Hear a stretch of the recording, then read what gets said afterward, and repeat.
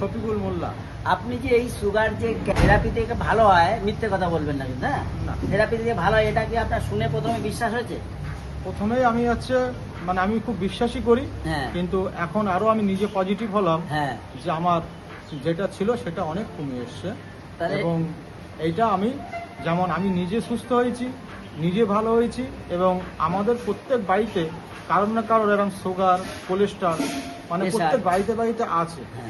কারণ এই জায়গায় দাঁড়িয়ে আমার তো প্রচুর লোকজন, যেহেতু আমি একটা প্রোডাক্ট কোম্পানিতে থাকি, হ্যাঁ। প্রত্যেকের সঙ্গে আমার সম্পর্ক আছে। ঠিক, ঠিক। যখন আমি নিজে পজিটিভ হলাম, তাহলে কিন্তু আমি আরো 5 জনকে প্রচার করতে পারবো তাহলে এবং আমরা- তারা সুস্থ থাকে। একদম, আমরা যে কথাটা বলছি কাজের সাথে কথার মিল আছে তো? অবশ্যই 100 মিল আছে। এখানে কোনো মিথ্যে কথা নেই? কোনো মিথ্যে আপনি কথা- ঘুষ খাননি তো আমার কাছ থেকে? না, কখনো না। এটা হচ্ছে শোনো, এটা মানুষের মানসিকতা, মানে মানবিকতা থাকার দরকার এবং মানসিকতা ঠিক রাখতে হবে, ঠিক। বিশ্বাস নিজের কাছে রাখতে হবে। একদম একদম একদম, থ্যাংক ইউ, আপনাদের শুভ হোক। মানুষের জন্য কি বলবেন আপনি?